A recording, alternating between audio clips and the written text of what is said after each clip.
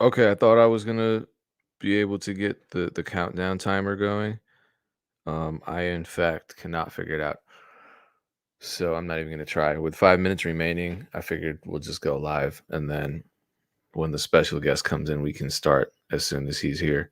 What's going down, everyone? There aren't very many people here because we just started. So um, I don't know. We can talk. I don't actually have any important announcements or anything like that today. So I'm just here to talk. It's the holidays. I imagine, given that it's the holidays, things will be a little light in terms of attendance, but obviously this is going to be archived.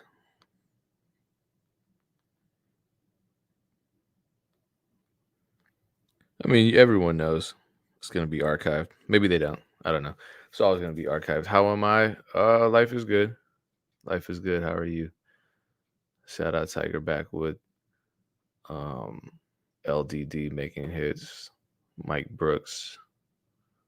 Boy Sid. Grantastic. Let me tweet about this so everybody knows it's happening.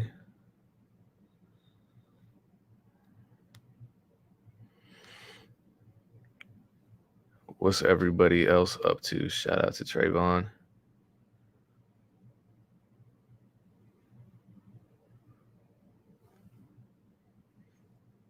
How is everyone else? What is everyone doing for the holidays?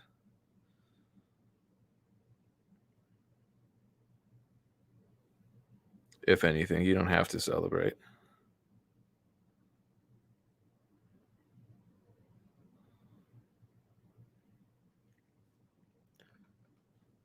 Just talking to myself at this point.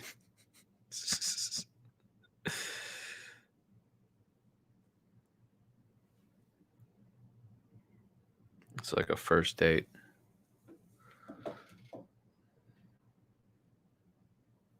Yeah, Chinese food. That's it's like a Christmas story, ironically, right? So in spite of you being Jewish, you're still doing something that mirrors what a Christian family did in an American classic. Hone Rhyme production, what's going down? Bunch of fam and in-law stuff. Oh, so you're married. You're not alone in the basement like me. 10x going into New York. Be safe. That drive is crazy. I've driven it a couple times. Trayvon is enjoying his new home in Austin. Congratulations. I don't know if that means you just bought a home and it's new or you just moved to Austin, but either way, congratulations. Jeb Josh, what's my honest take on BeatStars Beat ID? I haven't used it yet. So once I use it, I'll be able to tell you. I know there are people saying it's the same as some other service that's out there, and it's definitely not. From my understanding, all these other services just see what's already out on the distributors. So I tested one of them out, and I got like 4 results on a viral beat that's at 2 million on YouTube. I'm like, nah, this doesn't work. So and I only did it because people were saying, "Oh, this service already exists." It doesn't. Beat ID is a completely new thing. I know people are upset about the cost. I've seen. I don't understand why people are so upset because it's just like, if you don't want to use it, then don't use it. You know, I don't know what the issue is. It's a totally new thing. So it's like I can if I don't want to get too into my opinion of it, but I'm getting tagged in a bunch of stuff where people are being super upset and negative. And my thing is like, then don't pay for it. You're not required to pay for it, and it's not obvious. If it's gonna help you, it's gonna help you. Like if I discover that just one person is using a beat unauthorized, and I can get them to, if nothing else, purchase a $49.99 license, then I've made my money back 5 times over. So it's one of those things. I certainly don't think it's worth getting upset over. I think it's an exciting new technology that's super expensive to run. I can't imagine what that involves. And maybe I'm getting a text telling me to stop talking about this stuff. No, I'm not. Yeah. Yeah. I mean, all of that is true. Mini should be on pretty soon. Any way to get that BeatStars hoodie? Oh, I love this hoodie because it's first of all, it's the athletic fit, so it makes me feel all athletic because it's not just hanging off of my body. And I got sent this from Carly because I was a guest a couple times on her. Maybe that's secret. Her because she's a BeatStars campus coordinator. So I don't know if you can order these. If you can, do I recommend them? Yes. These are. I don't have hoodies that fit like this, and suddenly I just got two. So I'm really excited about wearing them. As I said, Minnie got caught up in Santa's workshop. Yeah. There are going to be a bunch of elf jokes now since you posted that Instagram video. Yeah. So what's going on? How are you feeling? What are you doing for the holidays? Man, so I'm spending time with my family. My grandmother just got in town yesterday, so we're just gonna be hanging out. We're making pies together, so I'm pretty excited about that. Okay, what kind of pies though? We're making cherry pie, apple pie, and Mm. a mincemeat pie. I think that's all. I think I got every pie that we're making. Are you a baker or is this a new experience No, for you? no, Okay. this is I'm not a baker. This is being a good grandson. So, but it's fun though. We have a good time. Okay, well if grandma's gonna be there, you'll be okay. I'm just Yes. scared to death. I made a pumpkin pie and that's kind of easy from scratch for Thanksgiving, and I was nervous about that. But like the whole fruit pie thing, Yeah, yeah. especially apple, because there's a whole process depending on the kind of apple pie. And I don't know if you're I don't know. Let's stop talking about pie because I can't really eat that anyway. Well, thanks for being here again. Yeah, I'm Um, glad to be here. Thank you. I definitely want to let everybody know, especially people who missed the first interview, or even I guess I should say, especially people who were on the first interview. I had a lot of questions to ask you. Excuse me, and there wasn't much of a chance for people in the chat to ask questions. So today we have more flexibility, and I want to encourage everybody in the chat to ask questions. That doesn't mean I don't have a ton of questions, but I'm going to make a much better effort to answer the chat generated questions. Cool. So what's one accomplishment you're proud of, or a project you're excited about since the last time we spoke? Ah, man. Wow. That's kind of difficult because I feel like a lot has kind of gone on since we last talked. Had I already done the Coca-Cola thing the last time we talked? It's news to me, so now I Okay, yeah. hear So this. I guess the biggest thing is working with Coca Cola. I'm in their 50th anniversary for the Hilltop commercial. So that's one of my more exciting things that I feel like happened. That I'm really proud to be a part of. Okay, you're being super vague about it. So what exactly happened? You're Y- in a Coca-Cola commercial. Yeah, In it's the what it's the capacity? 50th. Yeah, it's the 50th anniversary for the Hilltop commercial. So they had like where they're singing on top of the hill, like back in the 70s or whatever. So they did a revamp of that, but more modern. This commercial though wasn't like on TV. It was for like their social media and stuff like that.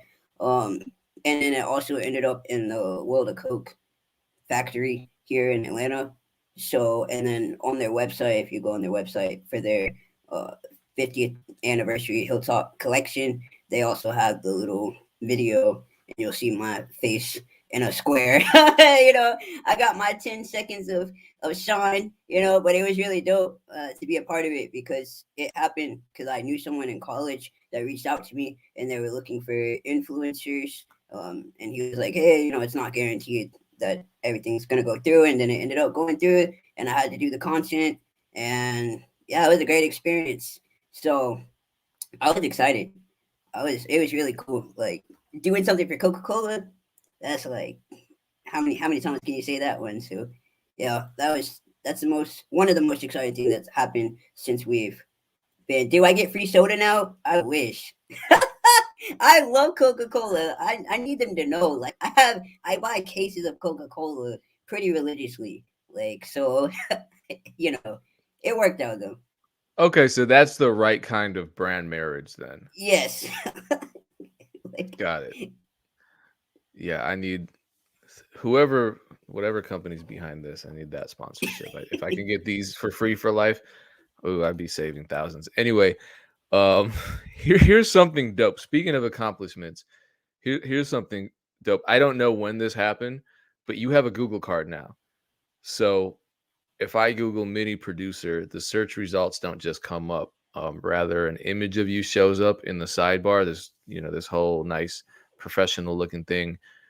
There's biographical info. There are links. There's info yeah. about you.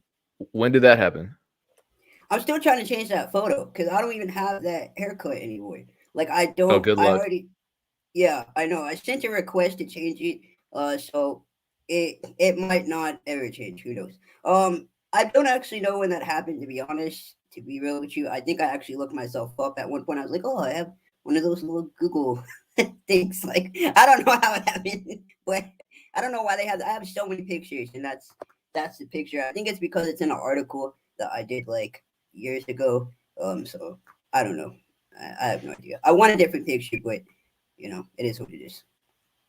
Okay, then we're in the same gang because I my pick. I don't know where they got that photo either, but it's there and it's It's it's there. not going anywhere. So I guess I need to. Someone told me the other day that series of photos was creepy, and that I looked like a Mexican Drake, and I'm like, I'm Oh, basically a Mexican Drake, if we break it down. But anyway, Hey. um, there is a way though for people to get Google cards. To me it makes a person look a lot more established and legitimate when they have that. Yeah, that is true. I have noticed that. I do when I do see people with their Google card. I'm like, you're doing something, huh? Yeah, and I think Google. I think what helps is that you've had some good media attention from legitimate publications, and Yeah, this is a good question. I didn't plan on asking this, but what's your advice to producers for getting that kind of publicity? Because those here's another thing. Um, Having a Wikipedia page leads to a lot of things, such as um, verification on social media. They take a lot into account when they verify on social media, but from what I understood about me getting verified on Instagram, a big part of that was the Wikipedia page and then coverage in certain bigger publications. And you've gotten coverage in a lot of publications. What advice can you give to producers who are seeking out that kind of coverage and trying to accomplish those online presence goals? that's actually a good question. Um, I would say definitely to show your face. I know that that's like a big discussion in the community. Like, oh, should I show my face or should I post, beat photos every single day? And it's really up to you and what you're trying to accomplish. But if you're looking to be a person that's in publication, you're gonna have to muster up the, courage to show yourself. Because to be honest with you, at first I didn't want to be seen on camera, which may be a surprise to most people now because I'm always posting myself. But when I first started, I wasn't really excited about showing myself and being out there like that. But once I started doing it and putting out my content and just creating really good content and being consistent with it, that's when people start to notice, you and what you're doing. I think also finding a unique standpoint for your brand, because I mean, let's be real. I have a physical disorder. I'm short. Like, I'm not the typical producer image, so naturally people are going to look at me and be like, "What is that guy doing?" So if you're not like me, that might not be as simple. But finding a unique standpoint for your brand is going to be what can help you kind of stand out in publication. Because I know some people pay for getting published. Like, you see it all the time. Like, oh, pay $100 and you can be published in Forbes or whatever. But if you want a more organic approach, which I would recommend, just keep putting out your content and being consistent and creating a unique brand image, whatever that means for you. If you make beats on top of, a rooftop every time, that's pretty cool. You know what I mean? Like, just finding something that's going to stand out for you with your brand is gonna help. And uh, obviously, if you have a big accomplishments too, man. Like Or big compliments. placements. Obviously, if you produce a Oh no, we lost Minnie. besides Minnie's in the that, so Matrix. yeah. The new Am I here? Okay, you're back. I thought you were a part of the new Matrix trailer. I know, but I was just, if it cut me off, I was just saying that, like, if you also do something big, like if you produce for a big song that goes viral, that's naturally going to bring publication. So there's different ways that it can happen, but I would say just keep putting out content and keep it organic out here. So you said a bunch of things that I want to pick up on. Okay. One, you mentioned making beats on a rooftop as an example. Yeah. I interviewed Ed Talenti 2 weeks ago, and he talked about being known as the guy who makes beats outside, which seems like such a basic thing to be doing as the basis for your content, but it worked for him. Yep. So just having that little bit of a unique angle, right? Yep. At least for him, worked really well. Um, the other thing he said was that the most important skill a producer can have is their ability to get in front of a camera. I would have guessed, as would as Tigerback would have guessed as well, that you love being in front of a camera. Um, Yeah. I guess you don't. I mean, I didn't either at first. Yep. And, I Yep. think we all look back on our original first couple of videos, maybe even Yeah. first Oh, couple yeah. It's couple great. hundred videos. Well, I think you might delete some of them, but Yeah. a lot of mine are still up there, and they just, yeah, they really embarrass me. For you, was I guess what pushed you over the edge of that fear into just going for it? So I actually had my friend Ryan. He was like, "You should start showing your face." I can't. I mean, it wasn't my. It honestly wasn't even my idea, because I was posting beat videos. I wasn't showing my face. So, but what pushed me over the edge is just seeing the impact of when I really did start putting out content. I was putting out a mix of content, like motivational, me showing myself with beats and stuff like that, and seeing other people really gravitate towards it and get excited about the content I was putting out made me feel a lot more at ease with it, because again, it's really easy to kind of get caught up into your own idea of like who you are and what people are going to think about you. But once you put out the content, if people rock with you, they're going to rock with you. And I just have learned how to really build my brand and figure out what kind of content works for me. And if you see my content over the course of several years, it's definitely changed, and how I've done things. So that getting over that hump was really just getting more confident within myself and just putting it out there and letting it be seen. Oh, also special shout out to Erin Foster. She's lurking behind the scenes, but she's making things happen. We had some technological crises at the beginning of this, and she handled it. So would you say that showing your face and making this content has ultimately helped you network and sell beats? Oh, definitely. I mean, for myself, And again, everybody has their own producer journey. So there's producers that I've seen that never show their face and are still very successful. You know what I mean? So I would say that it's for me, that's what worked for me. So I would say showing my face has definitely helped me attract new people and network and get sales and all that stuff. But that might not work for everybody that's involved, or doing content or whatever. Got it. Got it. And then with that, for you, obviously, there's uh, uh the element of representation too. Yeah, yeah, definitely. I mean, that's very important to me too because again, there aren't a lot of people that are like on at least on this platform that in general, like platforms that I'm a part of that I'm seeing that are publicly like making content all the time in the music industry and doing the same things. I mean, obviously they're out there, but I just feel like that representation is important. So for people that are like me and not having the same disability as me, but just may have some. Back in the Matrix. Yeah. Yeah. I think I know where you're going with this, but please continue. But I was just gonna say with some kind of disorder that they can see like, okay, he's doing it. Maybe I can, do it too, or maybe I can do content and start putting myself out there. I mean, I just really want to have a positive impact on whoever. I mean, you don't have to have a disability, but I'd like that representation to be there, for someone to see if they need it.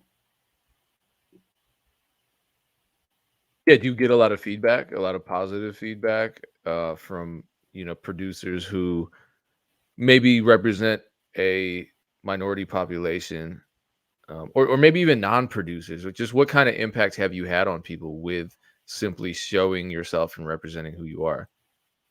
Oh man, people really have given me a lot of positive feedback. And of course you deal with the trolls, but that's anybody really. But as for the positive side, I've had people that have been really inspired and motivated by just me showing up and putting out my content, and that really makes my day. I mean, just to think that me as one person can create such a positive experience for someone else, that I may never meet in real life is really cool to me. So it makes me excited just to kind of wake up and like keep doing this, even on the days that I may not feel like doing it, but I just stay motivated in the fact that someone is going to benefit from seeing my content.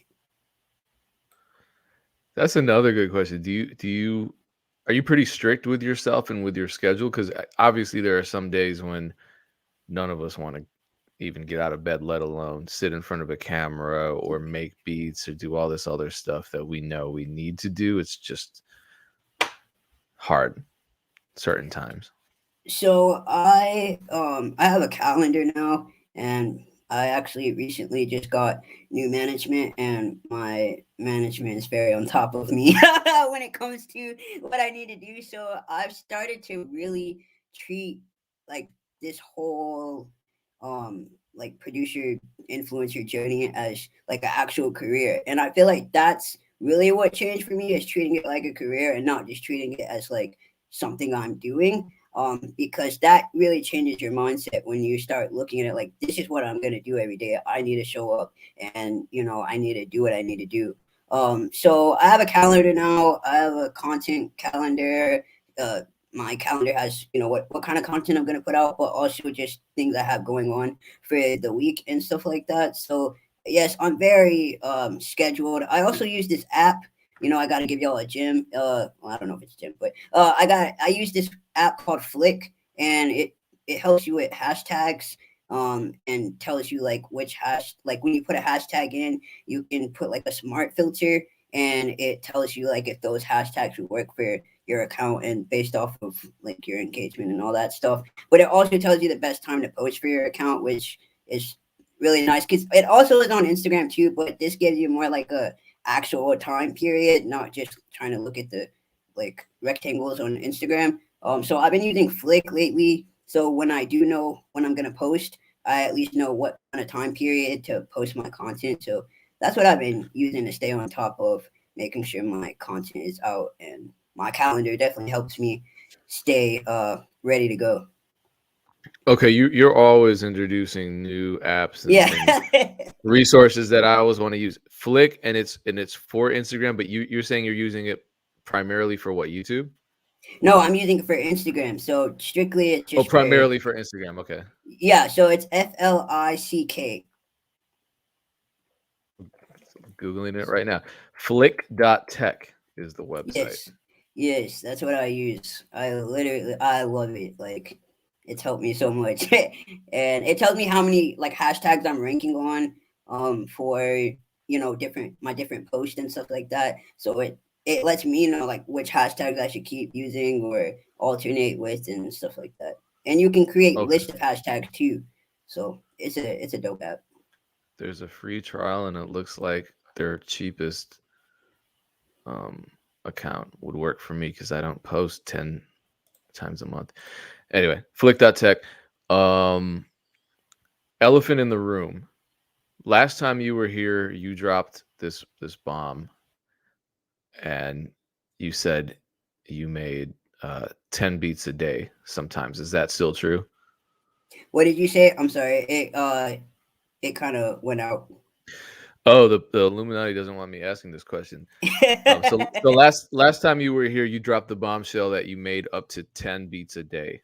Is that still true?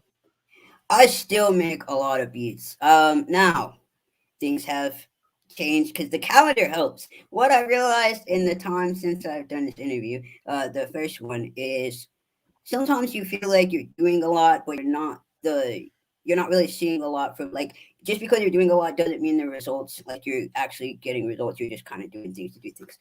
So the calendar has actually helped me when it comes to structure. So now I have actual days that I make beats, which is 2 times a week. So how many ever beats I make in that actually helps a lot because it's not even from a creativity standpoint because I'm still creative regardless. It's more Yeah. so just like being able to analyze what's working because if you're just making beats every single day, sometimes you may not be able to like really look at like is this working for me? Is this something I need to keep doing? Is it translating to more sales? So for me, I have really focused on like just different projects, like working on certain projects and making beats for that, making sure my website has beats and those are, it's staying updated for BeatStars and stuff like that. But the I do make beats typically still every day, but I have like actual scheduled days where I am like literally I have to make beats. So if I make a beat 2 times a week, that's my like at least minimum. But I still like to cook up every day. But it's more structured at least this time Okay. around than the last time I talked. So you may not be making 70 beats a week, but maybe 20. Yeah. So but which is still good. You know what I mean? It's still good. I mean, because again, the more that I have going on, and I have a lot more going on now than I did prior to our discussion. So I don't really have the time to be sitting down and making that many beats. Like I have other things that are, Yeah. taking up my week. So, but I still am making beats though. Catch me. Yeah. No. I'm not trying to. Let's not twist that around. No, I know. Um. So here's a. Alex is asking two questions that are related to each other.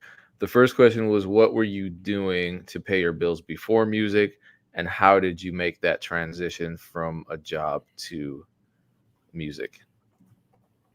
Um, I mean, I've really been doing music since I got got out of college. I mean, I was doing music in college too, but when I was in college, I'll start with that.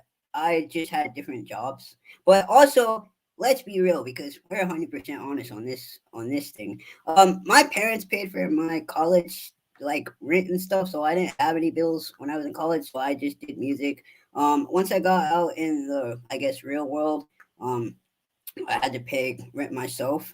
And so, I mean, once you have that kind of motivation that you have to pay rent yourself, you figure it out how you're gonna pay your own rent. I mean, my parents were not gonna pay my rent once I got into my like own apartment and stuff.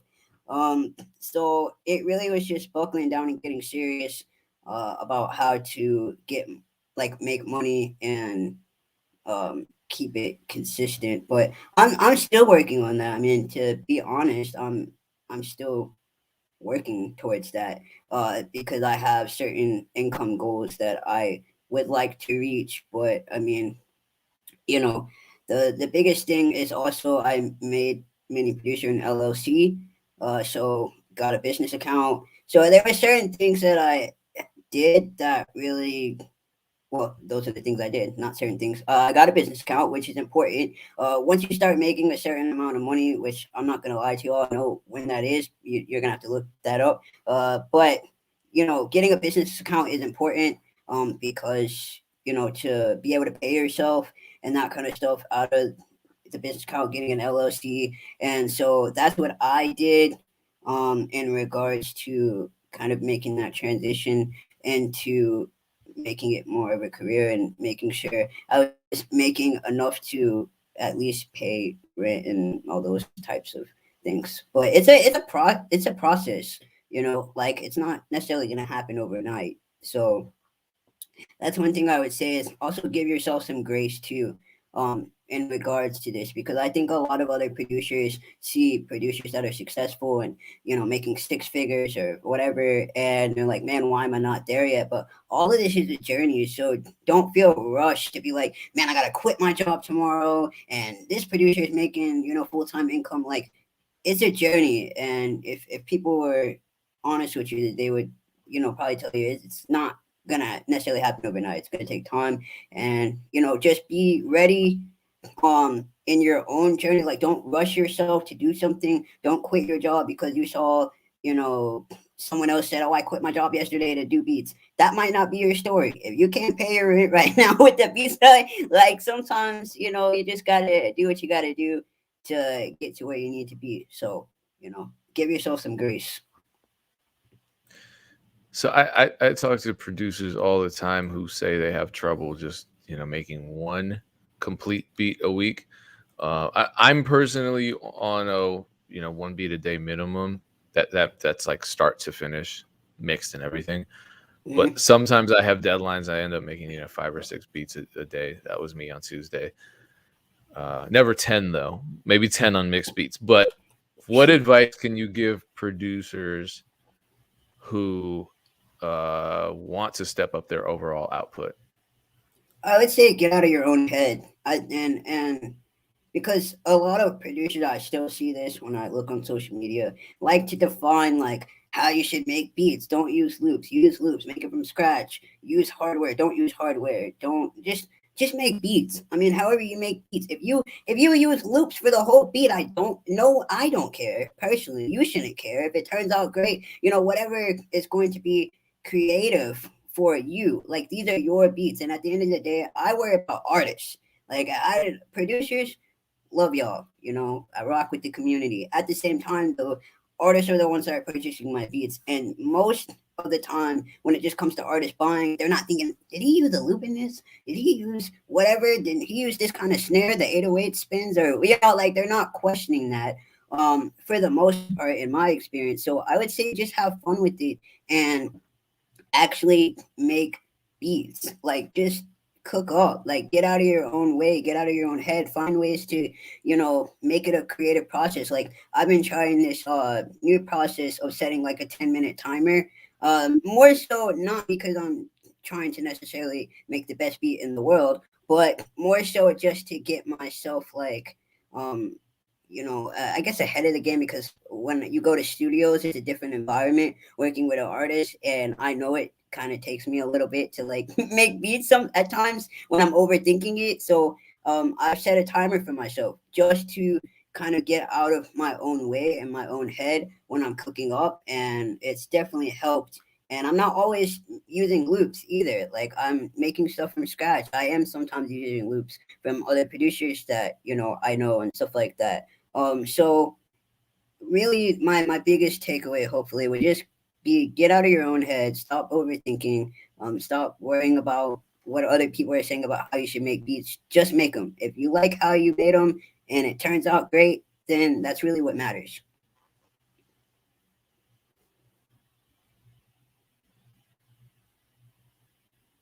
I think you're still on mute. That is correct. Right now, you have almost 400 beats. I thought I clicked the damn button. You have almost 400 beats on your BeatStars account. Do you have any goals you want to hit in terms of your catalog size or your daily upload schedule? Yes, okay, I want to get to 1,000 next year. Um, and I want to get to a consistent upload of like every single day because I typically upload a few times a week. Just because like I said, some of the beats I'm making are not necessarily for BeatStars, they're for other like projects that I have going on. But I'd like to get to that everyday schedule because I've heard from other producers because I watch these interviews and stuff that having a really consistent upload and sometimes uploading every day has had a real good result. So I'm like, man, I need to jump on that and start uploading every day. So that's my goal next year to upload every day. And I've seen some of y'all's 2021 impact. So I need to catch up because get some beats uploaded. Yeah, I just looked at mine and I think I was at over 1,000 or something. And that, but sometimes it's disconcerting too because I'm looking at it and like, why am I not a millionaire if I uploaded this many freaking beats this Yeah, year? exactly But right. is it you start doubting yourself? But no, I mean, overall, yeah, I don't regret it. But again, I'm jealous of the producers that upload once or twice a week and make the same amount of sales as I do. Right. I'm like, I can't do that. I got to upload every day. So that's what I'm doing. But back to you. Take me through the process of you making beats again. So let's take your beat one night as an example because that's a dope beat that I heard. And you labeled it as a Kevin Gates type beat. Right. Uh, appreciate that. Thank you. Um, it's melodic. It's catchy. It's pretty open for vocals, so everything's balanced well, and it's well mixed. So do you That's the know best what beat I'm compliment. talking about? Yes, I made a lot of beats, but I do know which one you're talking about. I don't think it was a collab. It wasn't a collab, right? Because I feel like I have a Didn't lot look of like it. beats. Okay. Um. Well, in general, I'll just give you an overarching because when I love making melodic beats, that's really the sound that I really go for. It's like melodic type. Like I like to make hard trap too, and you'll hear that on my catalog. But I feel like the beats I'm strongest at are when it comes to my melodic stuff, and that's due to the fact that I actually took piano lessons as a kid, so I've really always loved piano and like that kind of sound. But for the typical times that I do make beats, I may sometimes have like a loop that I find, whether it's like on Splice or shout out to Looperman, been holding me down for years now. So I might find a loop on there, or I open up Contact and I like the Nowhere NOIR Pure Piano that one of the banks that you can buy. I really like that piano or the Gentleman. I think I use. There's so many piano sounds, so I will get a piano sound of some variation. And if I'm making it from scratch, which I really started actually getting into more, just because I want to get better at like making melodies. That's really important to me right now on my journey. So I'll cook up a piano melody, and if I'm making it from scratch, I'll be real with y'all. It may take a little longer because I'm really trying to get the notes and stuff like that. But I actually like doing that because it lets me get more creative when it comes to making it, because if you have a loop there's only so much you can really like edit on it depending on how the loop is formatted and stuff like that. Okay, So hey, I'm sorry to interrupt. So you yeah. said you took piano lessons. So are you playing on a MIDI keyboard or are you programming? Um, for me, it's easier to program it. I do have a MIDI keyboard like right over in the corner that y'all can't see. But I have a MIDI keyboard, but it's just easier for me to plug it in. But that's just due to how my hands are set up out here. But I have used my keyboard from time to time, but it's just been way easier to program it, which is probably why it takes a little longer. Because I see people cook up with the keys, and I'm like, yo, I wish that was me right But I now. see But people cook up with the clicking, and I'm like Nick Mirror and people like him that yeah, just click it in, and it's like, plug it wow. in. T So minus. that's Oh, me. people like them. Yeah, I'm clicking it in. I am. So I'll make a melody, and then I like the hi-hats next because the hi-hats give it that bounce. I was watching the video of someone say like if you don't get the hi-hats down, it can mess up the whole beat. And honestly, yeah, the hi-hats really do add a bounce. And then I add my claps, and my percussion sounds and whatever else I'm gonna have to it. And then I have a counter melody typically but my piano beats, as you heard in my beats, I like to keep stuff open because I've noticed like the more I have going on beats, it actually makes it more confusing for an artist to get on. And it's typically the beats that don't have a lot going on that sell the best for me. Like I have a beat called Faith that's literally just like a guitar sample that I used and some drums, and I sold that beat like over 20 something times, maybe 30 at this point. So simplicity has seemed to be the best. But you can still add little ear candy in beats to make them still interesting. Which is what I've been adding to it. Oh, you're back in the matrix. Oh no, you're back. You're back. You're plugged in again. Okay.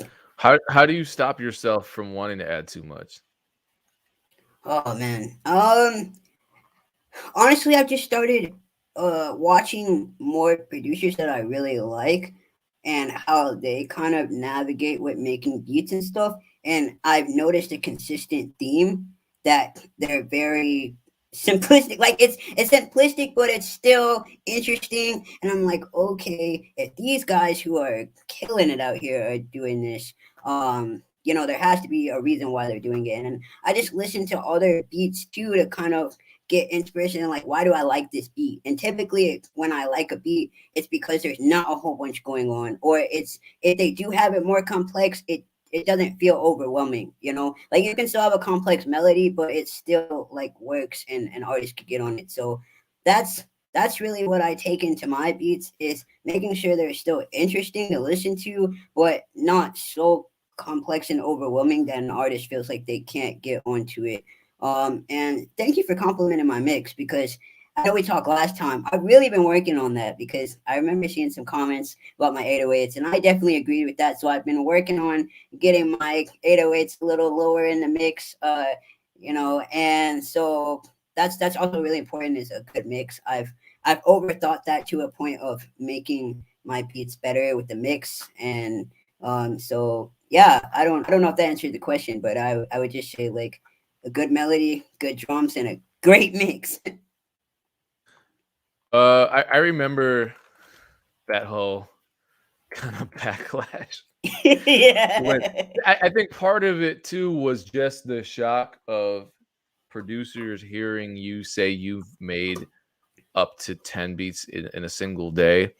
Yeah. Just because, it's one of those things, where somebody said, and I'm actually going to disagree with this comment. I think it's easy to generalize about why music is bad, and I even think that saying music is bad is a problematic thing, because what you think is trash I might think is amazing, and vice versa. It's all subjective. Yeah. So I don't want to go Yeah. down that path with anybody, especially not so close to the holidays. Come on, man.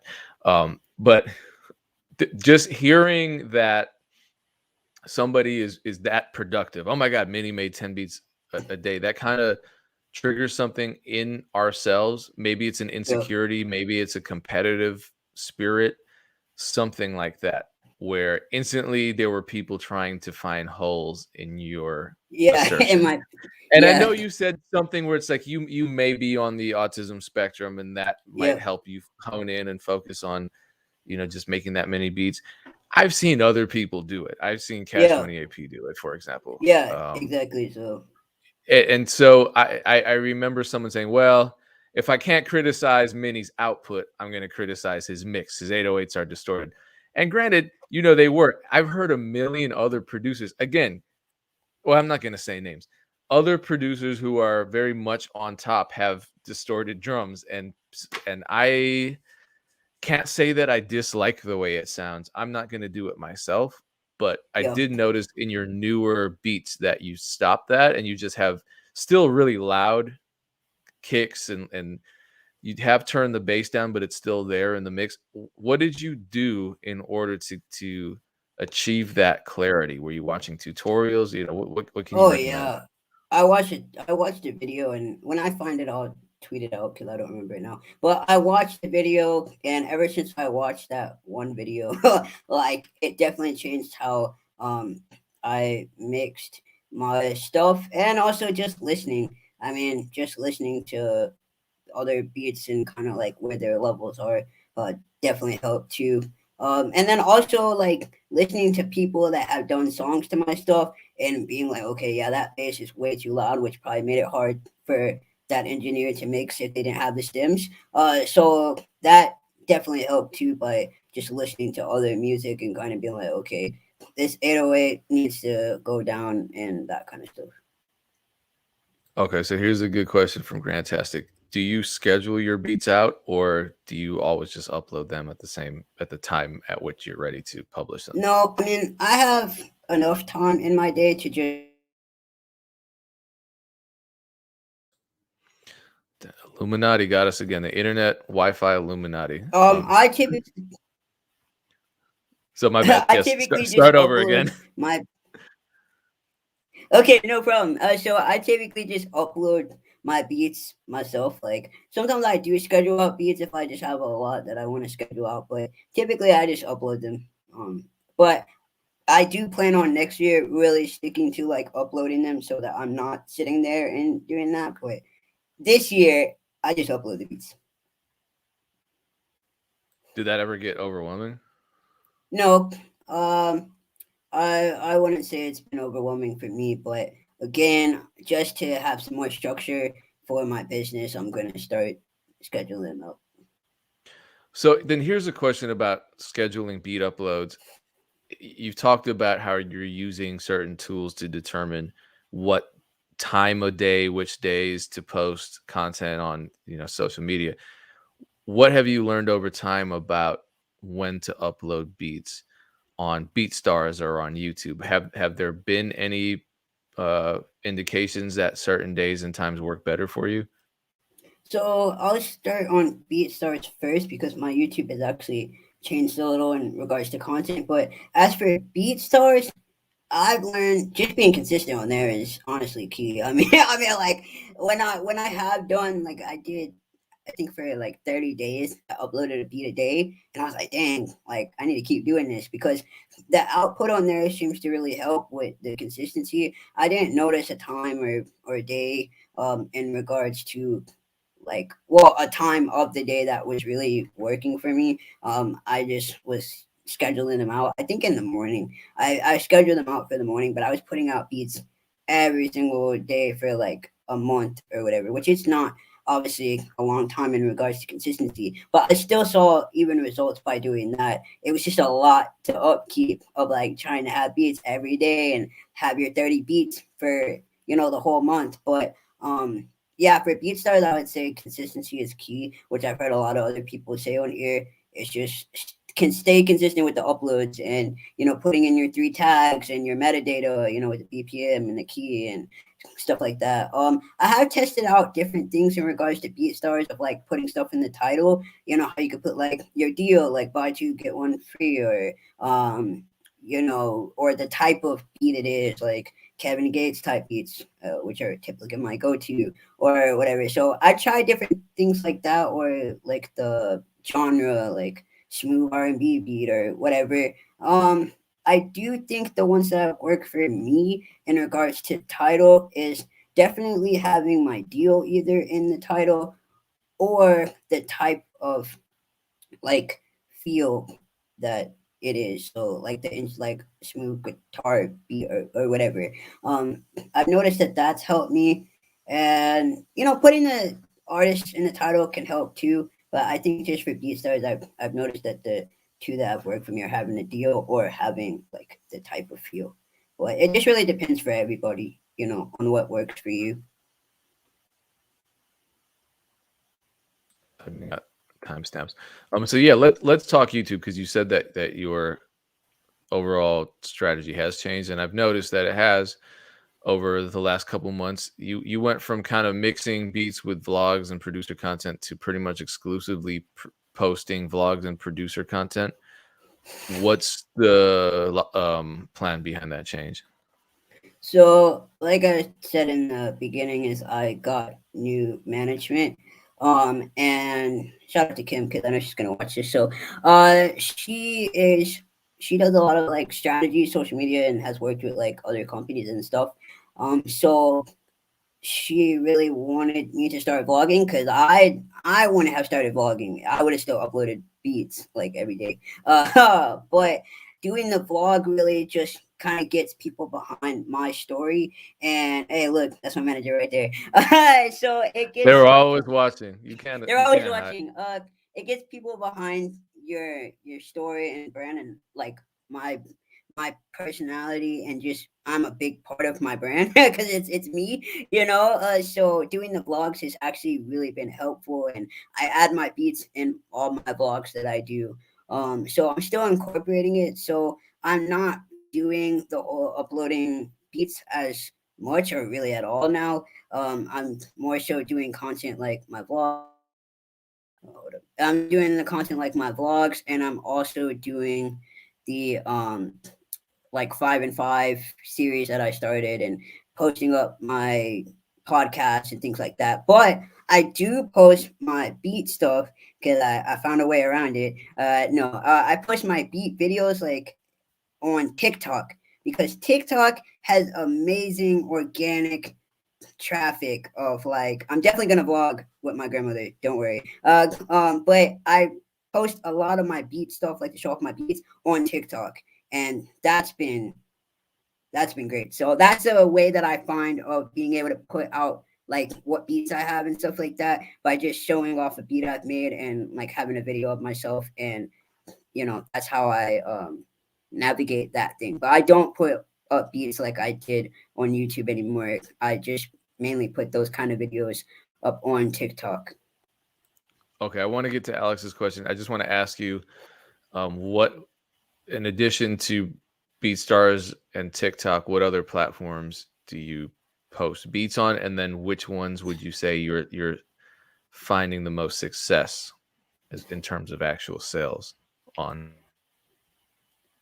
So I post my I mean, honestly, now I'm just posting my stuff on TikTok. So I know I get a lot of traffic through TikTok because I have the Google Analytics thing. And also Facebook is really good too.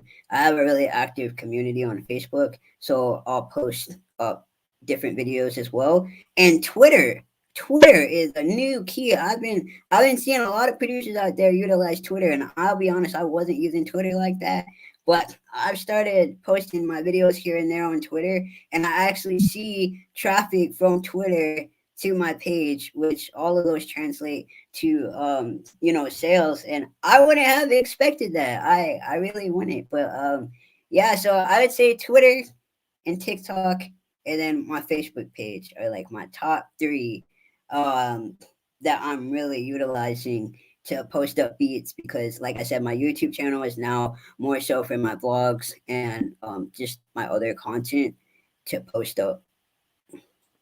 Okay, cool. So then Alex's question: leases versus exclusive. I know you do both. You talk about doing both.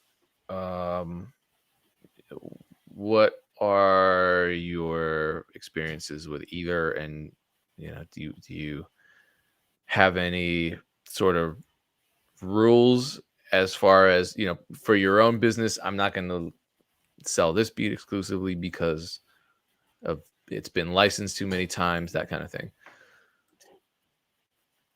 Yeah, so like I said on my beat Faith, I'm not selling that exclusively unless someone comes to me with a real good price because I made that decision of selling a beat that was also doing really well exclusively for a price that like I probably would never do that again. But I sold more leases on that beat than I got for the exclusive. So I've learned from that decision. And so if the beat is selling like hotcakes, you're not getting that exclusive, unless it's a good amount. And even then, I might still not do it because that beat, is going to continue to make me money. Um, And as traffic too. far Sometimes as that's more and important traffic, than yeah. money. Yeah. Yeah, so the traffic honestly is so key. I'm glad that you said that. And in regards to what I'm doing moving into the new year, so I learned this from another producer, King Wizard, but I'm gonna have the exclusives be more so a like contact me thing, trying out that next year. I know it really depends, like having it available on the site to purchase, having it not. Everyone, does different things, but I kind of like leasing out my beats to be real because typically what I found is when people buy my beats exclusively, um, it a lot of times I just feel like the artist doesn't necessarily have the budget behind like actually marketing the song. So I just always feel weird about an artist like not being able to invest in that song that they created after spending a certain amount of money on a beat, because exclusives are, at least on my end, are not going to be super low. So I'd want an artist that's really got a dope project that's like looking to buy beats and like, hey, I'm gonna be putting money behind it, just so it benefits everyone, and more so importantly the artist. I don't want artists just buying my beats and spending their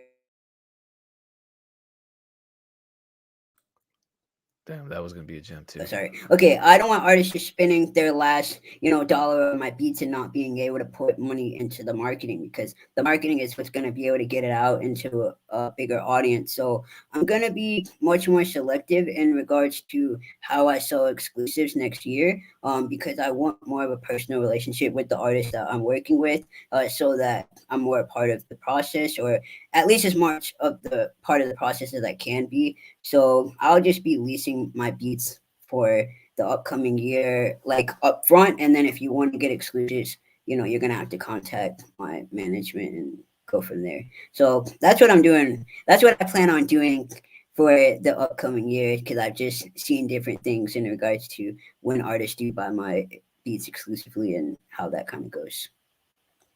Got it.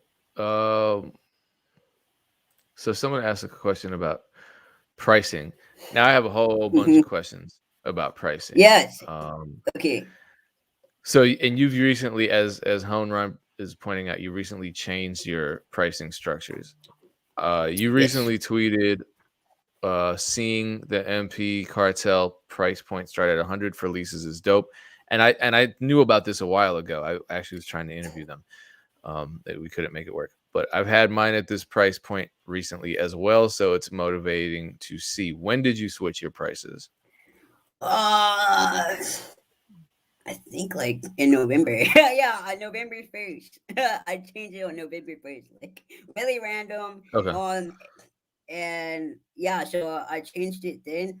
And the reason, just to answer two questions, so the reason I have unlimited is because for me personally, I mean, I'm not gonna track down an artist to find out how many copies of a song you've done. Like, it's just not gonna happen. So I just kind of keep it easy and put unlimited, so that whatever. Like, I just want you to make a song out of it, and if it's dope, I want to hear about it. Um, so that's why my stuff says unlimited, just for ease, I guess. I guess, and then you can get the wave and MP3, or you can get the track cut stems and call it a day. Now, here's yes. Oh, I'm using Beat ID. Shout out! I just we'll get onto that, but let me finish it so people can know what I gotta say on this topic. So the $100 price point again was conversations with my management, and I know it's like, dang, Minnie, like, is your management saying everything? No, we had really involved conversations and just in regards to the pricing. So believe it or not, people still will buy at the $100 price point. I was nervous. I'm not gonna lie to you. I was like, I don't know, like this isn't the typical price for the market. Like, am I pricing myself out? Like, are people gonna still buy beats? And people still buy them at 100. I mean, so I would just say for me, it's still working. People are still buying my beats. You know what I mean? I'm not saying that everybody should make that shift and like start putting $100, because that might not work for you. But for me, people are still buying them. So it's working out for me. And I don't know if it's a perception thing. I don't know if it's like artists see that it's $100 and they're like mentality is like, man, if it's $100, like these must be. I don't know what it is because there's plenty of beats that are not $100 that are fantastic and it's, whatever. So I just know people are buying them, so I'm gonna keep it at that price point. Because I'm still able to make sales even at a higher price point, which has been really great. I'm gonna say that it was a little nerve wracking to kind of make that change. When you feel like you're doing something a little different than what the typical structure is for pricing, but it's working out for me, so I'm not gonna change it. Cool. You retweeted something Gummy Beats posted, which was basically saying stop policing other producers' prices. Oh yeah, don't get Oh, me you have started. something to say about? Okay, no, I'm Yeah, trying to get you started. yeah, That's yeah. you getting Oh, you started is kind of my job right now. yes. Oh man, that is one thing that irks my soul is like seeing other producers talk about. Because as y'all know, I said this on the last one. I sold a beat pack. That was very inexpensive. Two artists, mind you. And my video went viral. It had like 1 point something million views. It was a very viral Facebook ad. And the beat pack equated to good numbers, whatever. So people had thoughts about that. Oh, you're cheapening your beats, and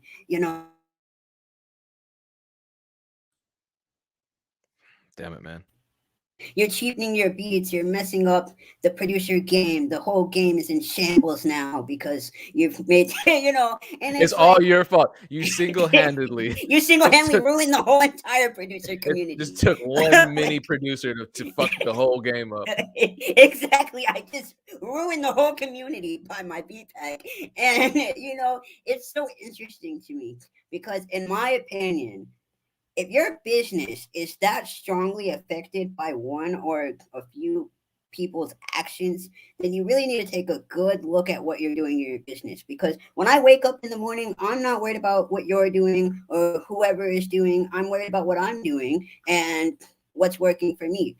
So I don't personally sell beat packs anymore, not because of producers' opinions, it's just because it's not something I want to have in my business structure anymore. That's just not what I want to, do. I'm moving towards, a different lane, but I don't see a problem if you want to sell your beats.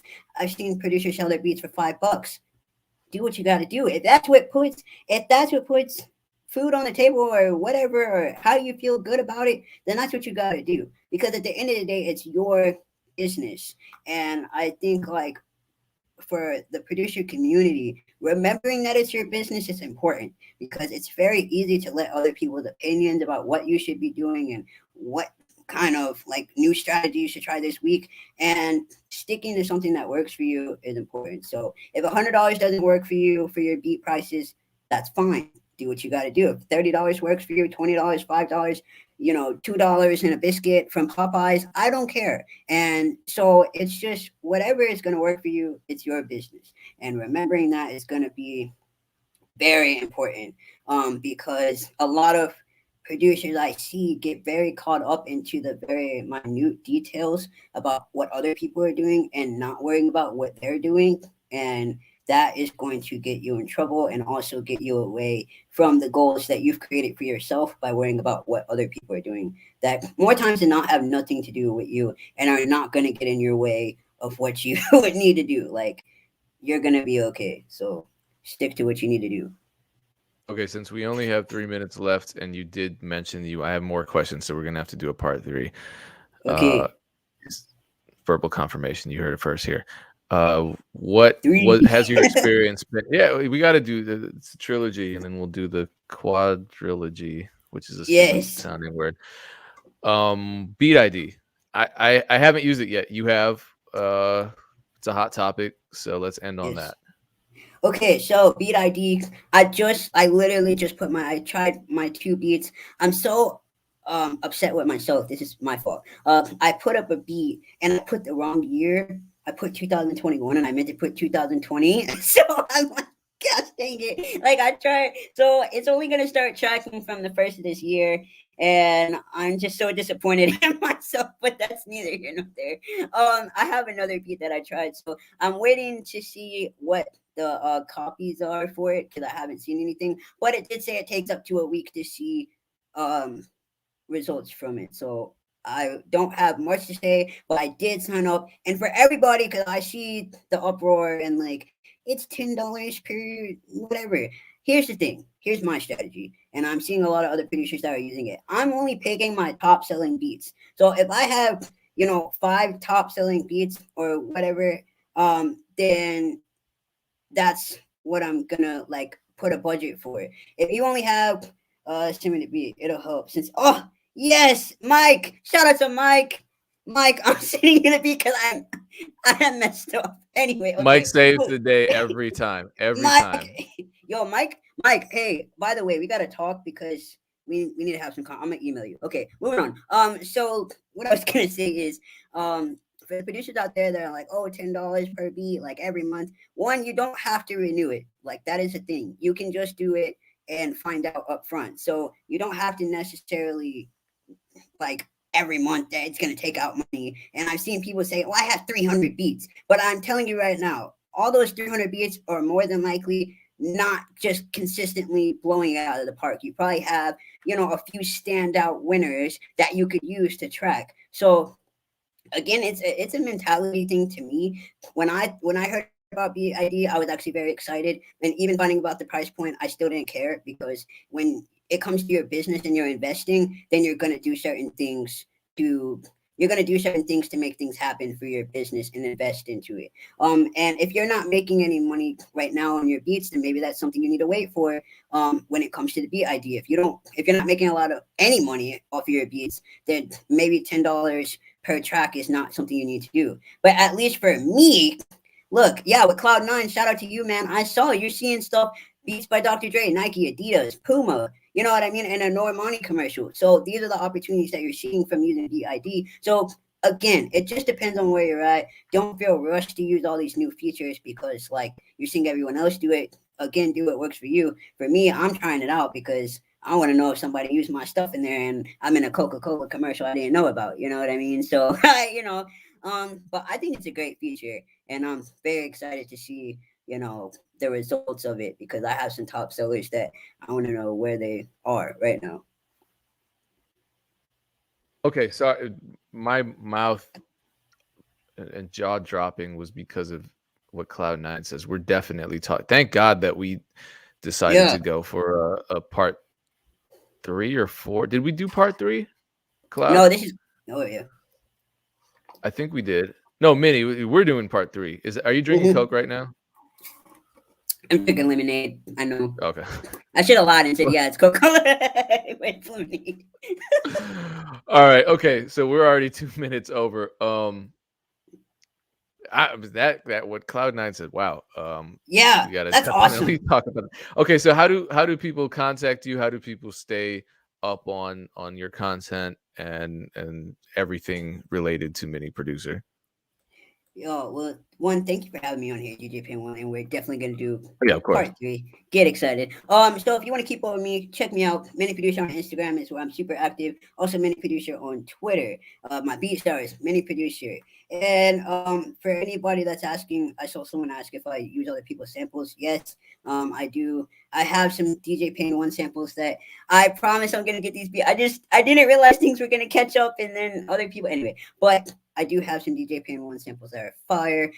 So I do use other people's samples. I'm just kind of a little more selective, so just keep that in mind. But just because I got goals, there's certain goals in mind when it comes to collaborations, but I am open to it. Just kind of present your opportunity. Anyway, but yeah, you can check me out, Mini Producer. I'm everywhere. I'm in your dreams. I'm gonna show up in the Matrix. No, but I really Yeah, am glad. you and Mike Trampy both, and your manager Yeah, actually. All three yeah, of you are exactly. And everywhere. my manager. So, yo, but thank you for having me on, and yo, thank you. I'm really glad to be an inspiration for real. Yep.